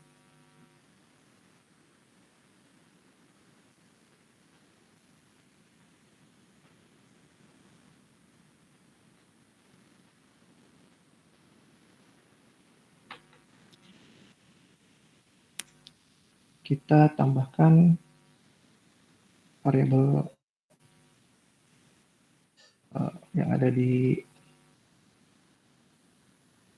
tampilan dulu ya. Text view.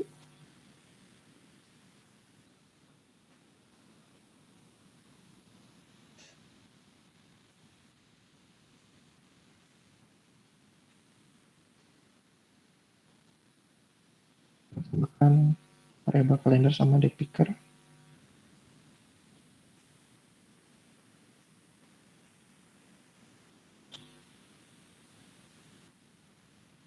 Untuk yang kalendernya di sini bisa dilihat yang Java util ya. Ada dua soalnya, ada yang Android ICU util sama yang Java util. Kalau yang tutorial di sini gunakan yang Java util. Jangan sampai salah import.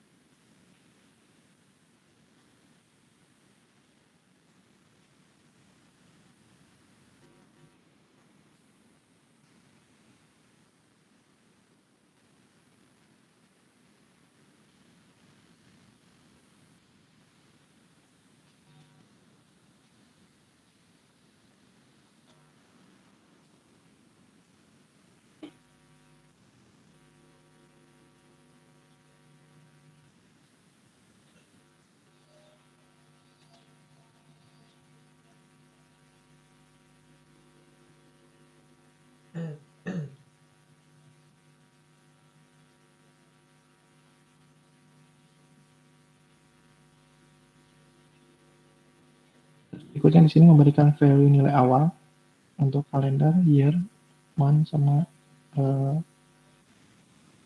day-nya. Di sini kita tambahkan untuk yang date, yang kalendernya dulu.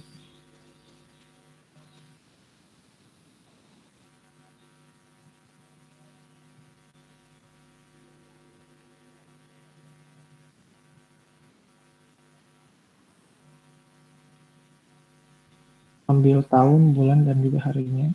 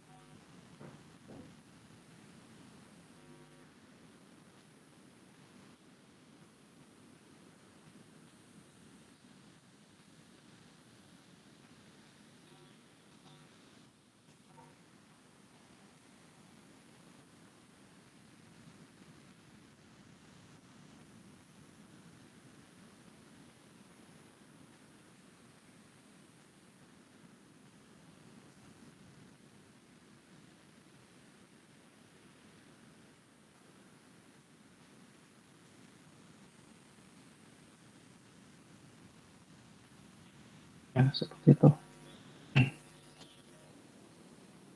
Lalu berikutnya di sini kita buat metode untuk show date-nya. Ini nanti belakangan ya. Kita show date-nya dulu ke sini untuk menampilkan format dari tanggalnya dan langsung di set ke bagian text view-nya.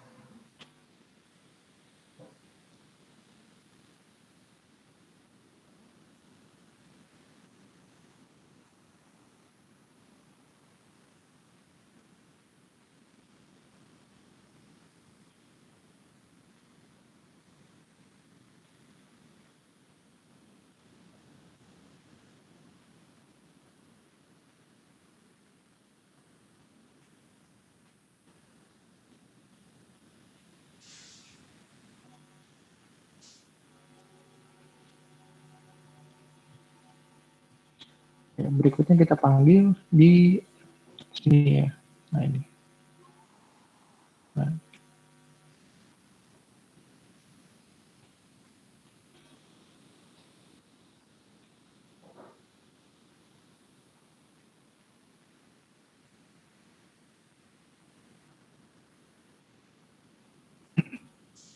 setelah itu kita bikin dua metode ini.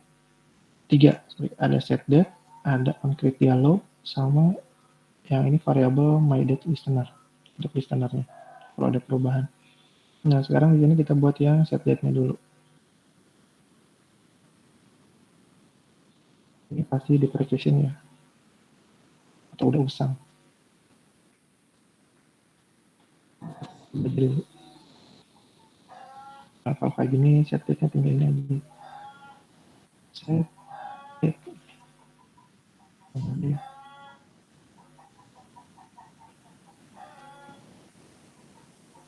Nggak ada.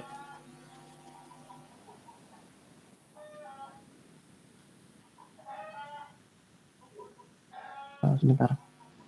Mau pakai cara ini atau pakai kan set date di sini dia dipanggil. Nah di sini ya kita pakai onClick listener aja deh. Jadi di sini kita tambahkan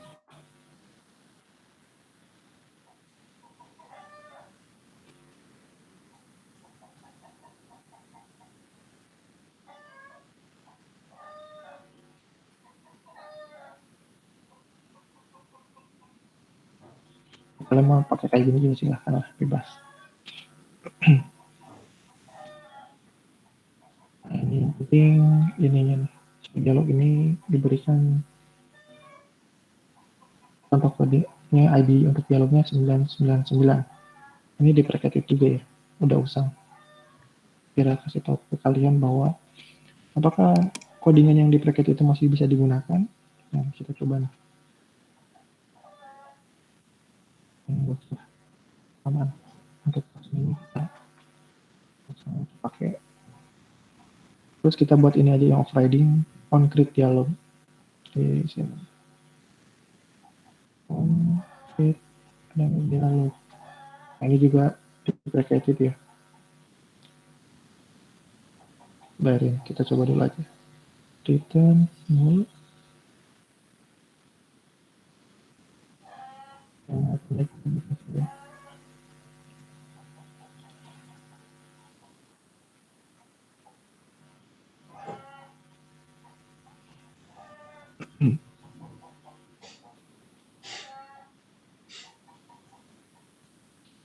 Apakah dialognya ID-nya 999? Jika iya, maka dia akan mengembalikan date picker yang baru.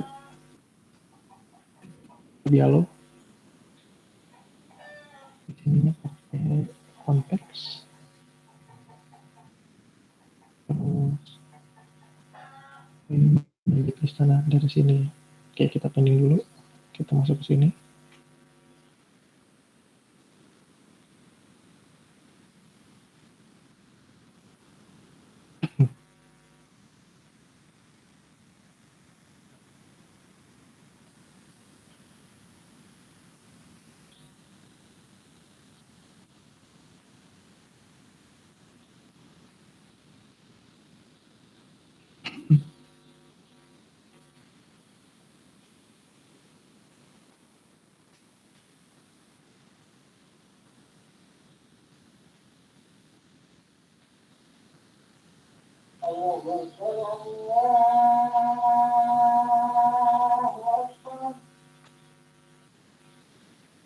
Ini argumen 1, kalau yang di sini dia udah berubah ya.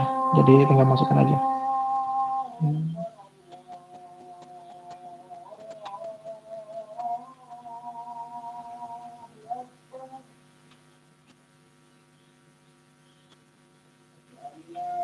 Cuma ininya harus tambah plus 1. Oke, balik lagi ke sini.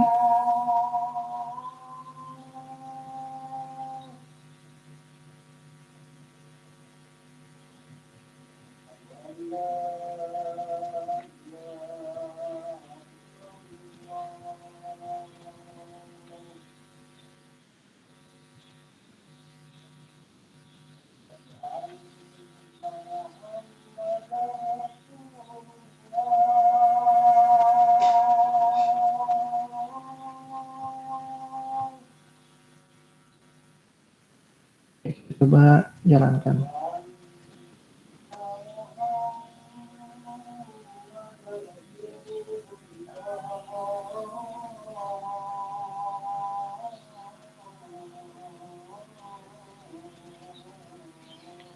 Di sini tanggalnya 12. Nah ini kenapa kok kita harus pakai plus 1? Karena kalau misalnya kita nggak pakai plus 1, contohnya ini kita hapus nih.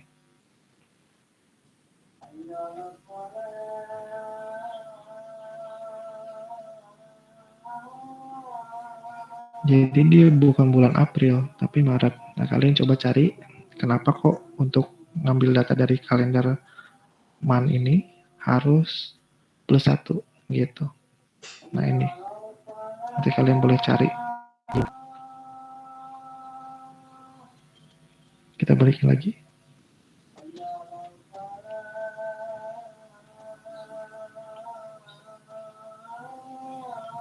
Nah ini pilih tanggal.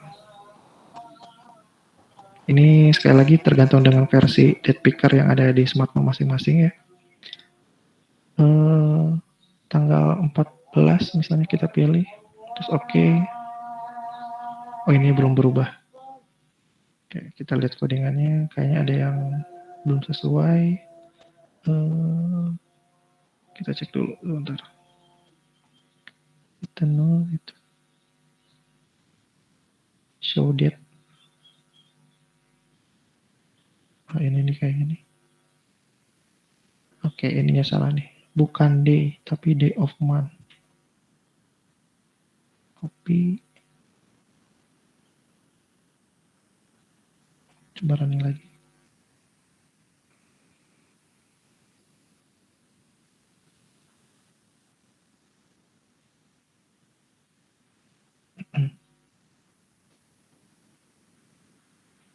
Tanggal 14. Ya, berubah. Ya, kurang lebih seperti itu. Memang agak ribet ya untuk date picker yang menggunakan mekanisme yang lama ini.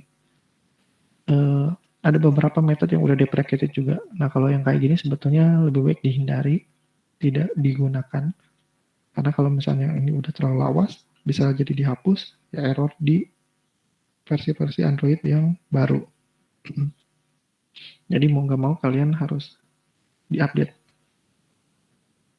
Coba yang cara lama ini di rumah dan juga coba cara yang baru. Kalau yang di sini sih lebih simpel ya. Dia cukup bikin satu metode aja, metode show date dialog yang dipanggil ketika diklik. Isinya sih logikanya atau logiknya hampir mirip dengan yang ada di sini. Ada on dataset juga, terus on dataset.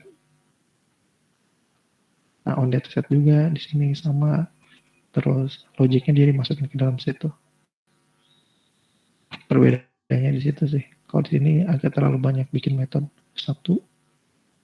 Ini juga kalau nggak dibikin metode jadi 2, 3,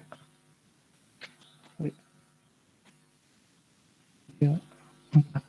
Sampai bikin 4 metode kebanyakan. Kalau di sini cukup 1. Dan untuk formattingnya juga di sini nggak pakai ini manual ya, pakai gabungan teks kayak gini. Sedangkan kalau yang di sini dia sudah menggunakan formatting yang diambil dari simple date format. Simple date format mana? Nah ini. Jadi lebih mudah. Tinggal diubah di sini, langsung dirubah. Kalau di sini kan ininya yang harus dirubah ulang. Cukup repot kan. Gitu aja mungkin yang bisa saya sampaikan di pertemuan kali ini. Udah melebihi batas waktu juga ya. Mohon maaf ya, karena tadi ada gangguan teknis di luar ekspektasi, ternyata lumayan cukup memakan waktu. Pertemuan kali ini saya akhiri saja seperti itu. Nanti untuk tugas wajibnya silakan ditunggu saja. Saya akan coba buatkan dulu dan nanti kalian bisa download langsung di e-learning. Sifatnya wajib ya, dikumpulkannya nanti tertera di soal tersebut. Ya nggak beda jauh lah dengan yang sebelum-sebelumnya, dikumpulkannya biasanya jangka waktunya 1 minggu ke depan.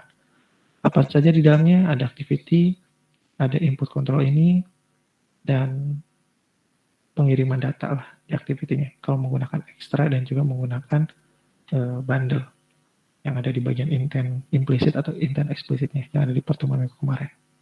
Itu aja yang bisa saya sampaikan, kurang lebihnya saya mohon maaf. Atas kekurangan dan kehilafannya, saya tutup. Wabillahi taufiq wal hidayah. Wassalamualaikum warahmatullahi wabarakatuh. Waalaikumsalam warahmatullahi wabarakatuh. Nanti untuk link yang ini akan saya tautkan di grup aja. Bisa kalian coba di rumah. Oke, terima kasih.